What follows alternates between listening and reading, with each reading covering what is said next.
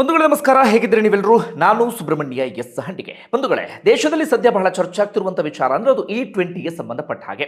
ನಿಮ್ಮಲ್ಲಿ ಸಾಕಷ್ಟು ಮಂದಿ ಗಮನಿಸಿರ್ತೀರಿ, ಸೋಷಿಯಲ್ ಮೀಡಿಯಾದಲ್ಲಿ ಪರ ವಿರೋಧ ಎರಡು ರೀತಿಯಂತ ಚರ್ಚೆ ನಡೀತಾ ಇದೆ.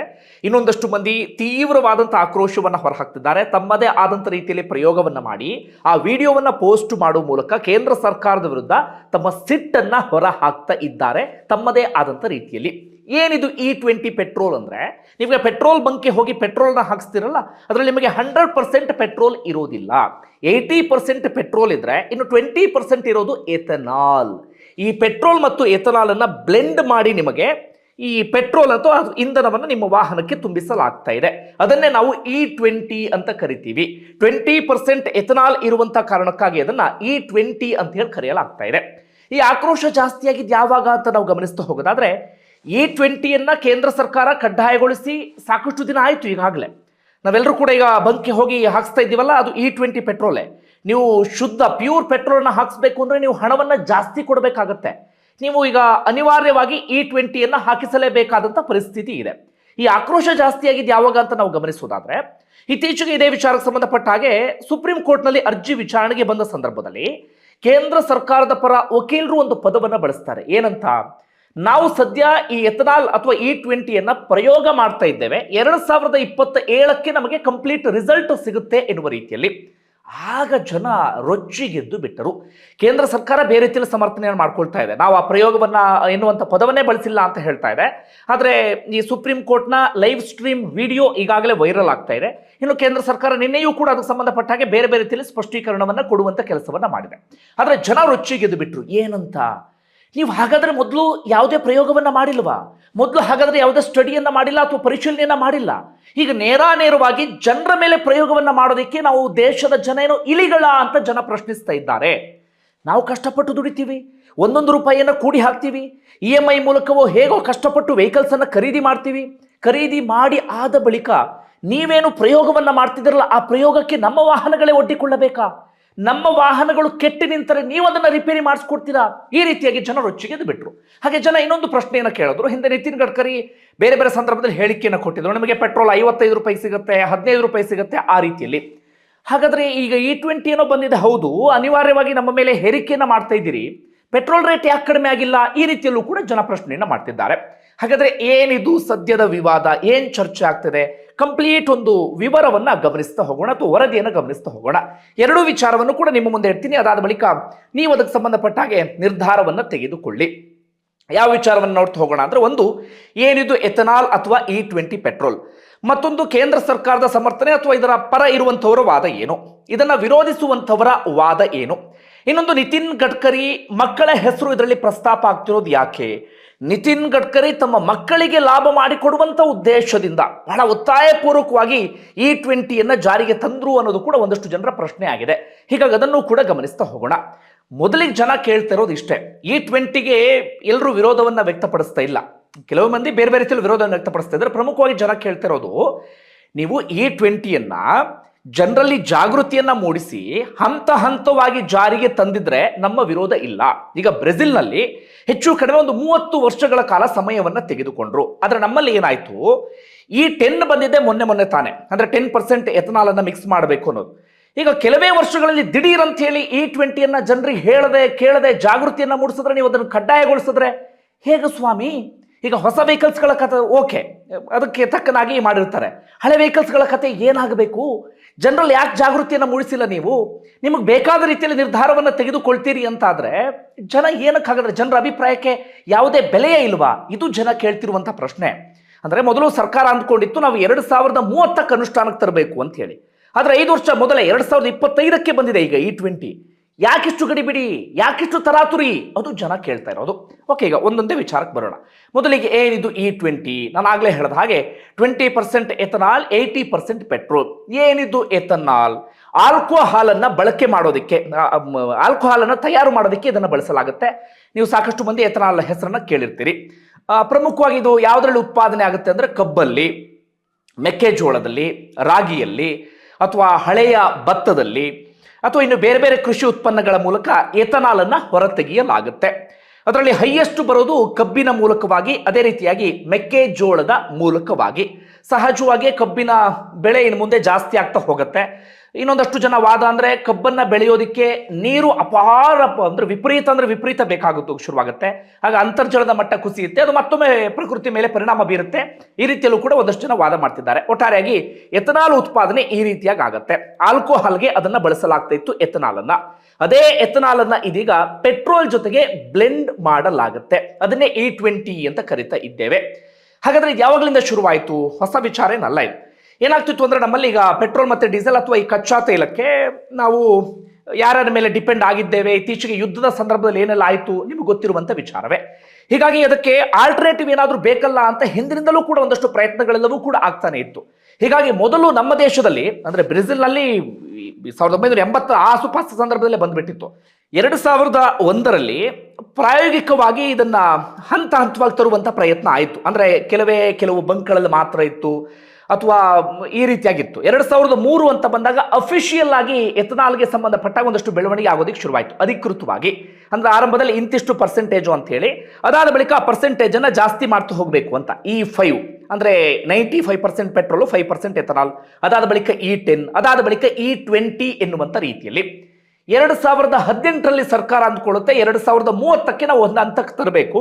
ಅದಾದ ಬಳಿಕ E27, E30, ಅದಾದ ನಂತರ 100% ಈ ರೀತಿಯಾಗಿ ಪ್ಲಾನ್ ಅನ್ನು ಮಾಡಿಕೊಂಡ್ರು. ಆದರೆ 2030ಕ್ಕಿಂತ ಮುಂಚೆ 2025 5 ವರ್ಷ ಮುಂಚಿತವಾಗಿಯೇ ಏಪ್ರಿಲ್ 1ರಿಂದಲೇ ಈ E20ಯನ್ನ ಕಡ್ಡಾಯಗೊಳಿಸಲಾಗಿದೆ. ಈಗ ಎಲ್ಲಾ ಪೆಟ್ರೋಲ್ ಬಂಕ್ಗಳಲ್ಲೂ ಕೂಡ ನಿಮಗೆ E20 ಪೆಟ್ರೋಲ್ ಸಿಗ್ತಾ ಇದೆ. ಅದು ನಾವು ಹಾಕ್ಸಲ್ಲ ಅಂದ್ರೂ ಹಾಕ್ಸಲೇಬೇಕಾದಂತ ಪರಿಸ್ಥಿತಿ ಇದೆ. ಯಾಕಂದ್ರೆ ನಮಗೆ ಆಲ್ಟರ್ನೇಟಿವ್ ಆಪ್ಷನ್ ಇಲ್ಲ ಎನ್ನುವ ರೀತಿಯಲ್ಲಿ ಇದೆ. ಇದು ಸದ್ಯ ಇರುವಂತಹ ಪರಿಸ್ಥಿತಿ. ಇದು E20ಗೆ ಸಂಬಂಧಪಟ್ಟ ಹಾಗೆ. ಅಂದ್ರೆ ಈಗ ಬೇರೆಯವರ ಮೇಲೆ ಹೆಚ್ಚು ಡಿಪೆಂಡ್ ಆಗಬಾರದು ಎನ್ನುವ ಕಾರಣಕ್ಕಾಗಿ, ನಮ್ಮಲ್ಲೇ ಯಾವುದಾದ್ರೂ ಒಂದು ಉತ್ಪಾದನೆಯನ್ನ ಮಾಡಬೇಕು ಎನ್ನುವಂತ ಕಾರಣಕ್ಕಾಗಿ ಇದರ ಪರಿಕಲ್ಪನೆ ಶುರುವಾಯಿತು. ಬ್ರೆಜಿಲ್ ಕೂಡ ಅದೇ ರೀತಿಯಾಗಿ ಯೋಚನೆ ಮಾಡ್ತು. ಬೇರೆ ಬೇರೆ ದೇಶಗಳಲ್ಲೂ ಕೂಡ ಇದೆ. E20 ಅಂತಲ್ಲ, E5, E10, E15 ಈ ರೀತಿಯಾಗಿ ಅವರವ್ರದ್ದೇ ಆದಂಥ ಒಂದಷ್ಟು ಪ್ರಮಾಣದಲ್ಲಿ ಅವರು ಬಳಕೆಯನ್ನು ಮಾಡ್ತಿದ್ದಾರೆ. ಎಲ್ಲರದ್ದು ಪರಿಕಲ್ಪನೆ ಇದ್ದಿದ್ದಿದೆ. ಅಂದ್ರೆ ಈ ಕಚ್ಚಾ ತೈಲದ ಸಮಸ್ಯೆ ಬೇರೆ ಬೇರೆ ಸಂದರ್ಭದಲ್ಲಿ ಆಗುತ್ತಲ್ಲ, ಅದರಿಂದ ಹೊರಗಡೆ ಬರಬೇಕು ಎನ್ನುವ ಕಾರಣಕ್ಕಾಗಿ ಎಥನಾಲ್ ಬಗ್ಗೆ ಯೋಚನೆಯನ್ನು ಮಾಡಲಾಯಿತು. ನಮ್ಮ ದೇಶದಲ್ಲೂ ಕೂಡ ಅಷ್ಟೇ 2001ರಿಂದ ಈ ಯೋಚನೆ ಬಂದಿದ್ದು. 2003 ಅಧಿಕೃತ ಆಯಿತು. ಅದಾದ ಬಳಿಕ ತುಂಬಾ ಸ್ಲೋ ಇತ್ತು. 2014ರಿಂದ ಇದ್ದಕ್ಕಿದ್ದ ಹಾಗೆ ವೇಗವನ್ನ ಪಡೆದುಕೊಳ್ತು. ಅದರ ಹಿಂದೆ ಪ್ರಮುಖವಾಗಿ ಇದ್ದಂಥವ್ರು ಅಂದ್ರೆ ನಿತಿನ್ ಗಡ್ಕರಿ. ಪದೇ ಅದಕ್ಕೆ ಒತ್ತಾಯಿಸ್ತವ್ರು ಅಂದ್ರೆ ನಿತಿನ್ ಗಡ್ಕರಿ.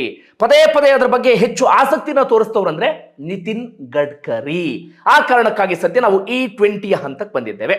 ಈಗ ಇದರ ಪರ ಇರುವಂತವರ ವಾದ ಏನು ಅಂತ ಗಮನಿಸ್ತಾ ಹೋಗೋದಾದ್ರೆ, ಪ್ರಮುಖವಾಗಿ ಹೇಳ್ತಾ ಇರೋದು ಈಗ ವಿದೇಶಿ ವಿನಿಮಯ ಉಳಿತಾಯ ಆಗುತ್ತೆ ಅಂತ ಹೇಳಿ. ಅಂದ್ರೆ ನಾವೀಗ ಹೊರಗಡೆಯಿಂದ ರಫ್ತನ್ನ ಮಾಡ್ಕೊಳ್ತೀವಲ್ಲ, ಅದರಲ್ಲಿ ಅತಿ ಹೆಚ್ಚು ಅಂದ್ರೆ ಕಚ್ಚಾ ತೈಲ. ನಮ್ಮ ವಿದೇಶಿ ವಿನಿಮಯ ಏನಿದೆ ಅದು ಹೆಚ್ಚು ಬಳಕೆ ಆಗೋದೇ ಈ ಕಚ್ಚಾ ತೈಲಕ್ಕೋಸ್ಕರ. ಕಚ್ಚಾ ತೈಲದ ರಫ್ತು ಕಡಿಮೆ ಆದಷ್ಟು ನಮ್ಮ ವಿದೇಶಿ ವಿನಿಮಯ ಉಳಿತಾಯ ಆಗುತ್ತೆ. ನಮ್ಮ ಆರ್ಥಿಕತೆ ಇನ್ನಷ್ಟು ಬೂಸ್ಟ್ ಪಡೆದುಕೊಳ್ಳುತ್ತೆ. ನಮ್ಮ ಈ ರುಪಿ ವ್ಯಾಲ್ಯೂ ಇದೆಯಲ್ಲ ಅದು ಕೂಡ ತಕ್ಕ ಮಟ್ಟಿಗೆ ಸ್ಟ್ರಾಂಗ್ ಆಗೋದಕ್ಕೆ ಶುರುವಾಗುತ್ತೆ, ಅಥವಾ ನಮ್ಮ ರೂಪಾಯಿ ಸ್ಟ್ರಾಂಗ್ ಆಗೋದಕ್ಕೆ ಶುರುವಾಗುತ್ತೆ. ಹೀಗೆ ಎಲ್ಲಾ ರೀತಿಯಲ್ಲೂ ಕೂಡ ವಿದೇಶಿ ವಿನಿಮಯ ಉಳಿತಾಯ ಆಯಿತು ಅಂದ್ರೆ ಪರಿಣಾಮ ಬೀರೋದಕ್ಕೆ ಶುರುವಾಗ್ತಾ ಹೋಗುತ್ತೆ ಒಟ್ಟಾರೆ ದೇಶದ ಆರ್ಥಿಕತೆಯ ಮೇಲೆ. ಒಂದು ವಿಚಾರ. ಮತ್ತೊಂದು, ನಾನು ಆಗಲೇ ಹೇಳಿದಾಗೆ ಕಚ್ಚಾ ತೈಲಕ್ಕೆ ಬೇರೆಯವ್ರ ಮೇಲೆ ಹೆಚ್ಚು ಡಿಪೆಂಡ್ ಆಗುವಂತ ಪರಿಸ್ಥಿತಿ ಎದುರಾಗೋದಿಲ್ಲ. ಅಂದ್ರೆ ತುಂಬಾ ತುರ್ತು ಪರಿಸ್ಥಿತಿ, ಯುದ್ಧ ಅಂತದೆಲ್ಲವೂ ಕೂಡ ಬಂದಂತ ಸಂದರ್ಭದಲ್ಲಿ ಕಂಪ್ಲೀಟ್ ನಾವು ಈ ವಿಚಾರದಲ್ಲಿ ಅಂದ್ರೆ ಇಂಧನ ಅಂತ ಬಂದಾಗ ಸ್ವಾವಲಂಬನೆಯನ್ನ ಸಾಧಿಸೋಕೆ ಸಾಧ್ಯ ಆಗತ್ತೆ. ಇದು ಪ್ರಮುಖವಾದಂತ ವಿಚಾರ. ಇನ್ನೊಂದೇನಪ್ಪ ಅಂದ್ರೆ ಕೃಷಿ ವಲಯಕ್ಕೆ ಆರ್ಥಿಕ ಚೈತನ್ಯ. ಹೇಗೆ ಇದನ್ನ ಎಥನಾಲ್ ಯಾವುದರಿಂದ ತೆಗಿತೀವಿ ಅಂದ್ರೆ ಕಬ್ಬಿನ ಮೂಲಕ, ಮೆಕ್ಕೆಜೋಳದ ಮೂಲಕ, ಅಥವಾ ಹಳೆಯ ಭತ್ತದ ಮೂಲಕ. ಹೀಗಾಗಿ ಇದರಿಂದ ರೈತರಿಗೆ ಹೆಚ್ಚು ಲಾಭ ಆಗುತ್ತೆ. ರೈತರು ಹೆಚ್ಚೆಚ್ಚು ಕಬ್ಬು ಬೆಳೆಯೋದಕ್ಕೆ ಶುರು ಮಾಡ್ತಾರೆ, ಕಬ್ಬಿಗೆ ಹೆಚ್ಚು ಬೆಲೆ ಸಿಗೋದಕ್ಕೆ ಶುರುವಾಗುತ್ತೆ, ರೈತರಿಗೆ ಲಾಭ ಆಗುತ್ತೆ ಎನ್ನುವ ರೀತಿಯಲ್ಲಿ. ಅದರ ವಿರುದ್ಧ ಇರುವಂತವ್ರ ವಾದ ಏನಪ್ಪಾ ಅಂದ್ರೆ, ಇದು ರೈತರಿಗೆ ಲಾಭ ಆಗೋದಲ್ಲ, ಈ ಸಕ್ಕರೆ ಕಾರ್ಖಾನೆಗಳಿದ್ದಾರಲ್ಲ ಅವ್ರ ಲಾಭ ಇದು, ಅವ್ರಿಗೆ ಹೆಚ್ಚು ಲಾಭ ಆಗುತ್ತೆ. ರೈತರು ಪಾಪ ಹೌದು ಬೆಳೀತಾರೆ, ಕೊಡ್ತಾರೆ, ಆದರೆ ಅವರಿಗೆ ಹೆಚ್ಚಿನ ರೇಟ್ ಏನು ಕೊಡಲ್ಲ. ಆದರೆ ಲಾಭ ಆಗೋದು ನಿಜವಾಗ್ಲೂ ಯಾರಿಗೆ ಅಂದ್ರೆ ಸಕ್ಕರೆ ಕಾರ್ಖಾನೆ ಮಾಲೀಕರಿಗೆ. ಇಂಥದ್ದೊಂದು ವಾದವೂ ಕೂಡ ಇದೆ ಬಿಡಿ. ಇನ್ನೊಂದೇನಪ್ಪ ಅಂದ್ರೆ, ಈಗ ಇವ್ರು ಹೇಳ್ತಾ ಇರೋ ಸರ್ಕಾರದ ವಾದ ಏನು ಅಂದ್ರೆ ಪರಿಸರ ರಕ್ಷಣೆ ಆಗುತ್ತೆ ಅಂತ ಹೇಳಿ. ಅಂದ್ರೆ ಇದರಲ್ಲಿ ಈ ಎಥನಾಲ್ ಇದೆಯಲ್ಲ, ಇದು ಹೊರಸೂಸುತ್ತಲ್ಲ ಹೊರಗಡೆ, ಇದು ಪರಿಸರಕ್ಕೆ ಹಾನಿಕಾರಕ ಅಲ್ಲ ಎನ್ನುವ ರೀತಿಯಲ್ಲಿ. ಆದರೆ ಇನ್ನೊಂದಷ್ಟು ಮಂದಿಯ ವಾದ ಏನು ಅಂದ್ರೆ ಬೇರೆ ರೀತಿಯ ವಾದ ಮಾಡ್ತಿದ್ದಾರೆ. ಈಗ ಕಬ್ಬನ್ನ ಹೆಚ್ಚೆಚ್ಚು ಬಳಸೋದಕ್ಕೆ ಬೆಳೆಯೋದಕ್ಕೆ ಶುರು ಮಾಡ್ತೀವಿ, ಅದಕ್ಕೆ ಹೆಚ್ಚು ನೀರು ಬೇಕು, ಅಂತರ್ಜಲದ ಮಟ್ಟ ಕುಸಿತ ಆಗೋದಕ್ಕೆ ಶುರುವಾಗುತ್ತೆ, ಮತ್ತೆ ಅದು ಪ್ರಕೃತಿಯ ಮೇಲೆ ಪರಿಣಾಮವನ್ನು ಬೀರುತ್ತೆ. ಎಥನಾಲ್ ಉತ್ಪಾದನೆ ಆಗುವ ಸಂದರ್ಭದಲ್ಲೂ ಕೂಡ ಹೆಚ್ಚೆಚ್ಚು ನೀರಿನ ಬಳಕೆ ಆಗುತ್ತೆ, ಅದು ಕೂಡ ಮತ್ತೊಮ್ಮೆ ಪ್ರಕೃತಿ ಮೇಲೆ ಪರಿಣಾಮ ಬೀರುತ್ತೆ. ಈ ರೀತಿಯಲ್ಲೂ ಕೂಡ ಒಂದಷ್ಟು ವಾದಗಳೆಲ್ಲವೂ ಕೂಡ ಇದೆ ಬಿಡಿ. ಒಟ್ಟಾರೆಯಾಗಿ ಇದು ಪರ ಇರುವಂತವರ ವಾದ. ಏನೇನು ವಿದೇಶಿ ವಿನಿಮಯ ಉಳಿತಾಯ, ರೈತರಿಗೆ ಇದರಿಂದ ಲಾಭ ಆಗುತ್ತೆ, ಪರಿಸರ ರಕ್ಷಣೆ ಆಗುತ್ತೆ ಎನ್ನುವ ರೀತಿಯಲ್ಲಿ. ಈಗ ವಿರುದ್ಧ ಇರುವಂತವರ ವಾದಕ್ಕೆ ಬರೋಣ. ಅವರು ಪ್ರಮುಖವಾಗಿ ಕೇಳ್ತಿರೋದು ಅರ್ಜೆನ್ಸಿ ಏನು ಎನ್ನುವ ರೀತಿಯಲ್ಲಿ ಒಂದು, ಸಾರ್ವಜನಿಕರ ಅಭಿಪ್ರಾಯವನ್ನ ಯಾಕೆ ಕೇಳಿಲ್ಲ, ಸಾರ್ವಜನಿಕರಲ್ಲಿ ಯಾಕೆ ಜಾಗೃತಿ ಮೂಡಿಸಿಲ್ಲ ಅನ್ನೋದು ಇನ್ನೊಂದು. ಈಗ ಪ್ರಮುಖವಾಗಿ ಅವರು ಕೇಳ್ತಿರೋದು ಇನ್ನೊಂದು ವಿಚಾರ ಏನಪ್ಪಾ ಅಂದ್ರೆ, ಈಗ ಹೊಸ ವೆಹಿಕಲ್ಗಳ ವಿಚಾರದಲ್ಲಿ ಏನಾಗಿದೆ ಅಂದ್ರೆ 2023 ನಂತರ ಫ್ಲೆಕ್ಸ್ ಫ್ಯೂಯಲ್ ಅಂದ್ರೆ ಇದಕ್ಕೆ ಅಡ್ಜಸ್ಟ್ ಆಗುವ ರೀತಿಯಲ್ಲಿ ಆ ವಾಹನಗಳ ತಯಾರಿಕೆ ಎಲ್ಲವೂ ಕೂಡ ಆಗ್ತಾ ಇದೆ. ಅಂತಹ ಅಂದ್ರೆ ಹೊಸ ವಾಹನಗಳಲ್ಲಿ ಈ E20 ಆರಾಮಾಗಿ ಬಳಕೆ ಮಾಡಬಹುದು, ಯಾವುದೇ ರೀತಿಯಲ್ಲೂ ಕೂಡ ಸಮಸ್ಯೆ ಆಗೋದಿಲ್ಲ.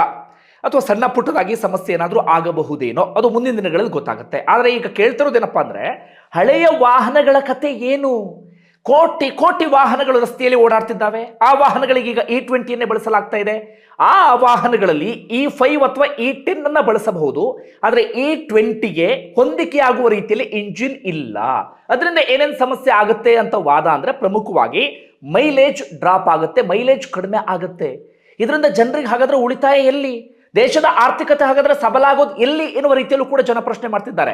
ಯಾವ ರೀತಿಯಾಗಿ ಅಂದ್ರೆ, ಈ ಎಥನಾಲ್ ವಿಚಾರಕ್ಕೆ ಬಂದ್ರೆ, ನೀವು ಪೆಟ್ರೋಲ್ಗೆ ಹೋಲಿಕೆಯನ್ನೇ ಮಾಡಿಕೊಂಡಾಗ ಅದರ ಶಕ್ತಿ ಸಾಂದ್ರತೆ 30% ಕಡಿಮೆ. ಹೀಗಾಗಿ 12 ಮೈಲೇಜ್ ಕೊಡುವಲ್ಲಿ ಕೇವಲ 9 ಕೊಡುತ್ತೆ. ಹಾಗೆ ಮೈಲೇಜ್ ಒಂದು ಕಡೆಯಿಂದ ಮೈಲೇಜ್ ಡ್ರಾಪ್ ಔಟ್, ಮತ್ತೊಂದು ಕಡೆಯಿಂದ E20ಗೆ ನಾವು ಕಡಿಮೆ ಹಣವನ್ನ ಕೊಡ್ತಾ ಇಲ್ಲ. ಪೆಟ್ರೋಲ್ಗೆ ಎಷ್ಟು ಕೊಡ್ತಾ ಇದ್ವಿ ನಾರ್ಮಲ್ ಆಗಿ ಅಷ್ಟೇ ಹಣವನ್ನ ಕೊಡ್ತಾ ಇದೀವಿ. ಹೀಗಾಗಿ ಜನರ ಜೇಬನ್ನ ಇದು ಸುಡುತ್ತಾ ಇದೆ, ಜನರಿಗೆ ಯಾವುದೇ ರೀತಿಯಲ್ಲೂ ಕೂಡ ಲಾಭ ಆಗ್ತಾ ಇಲ್ಲ.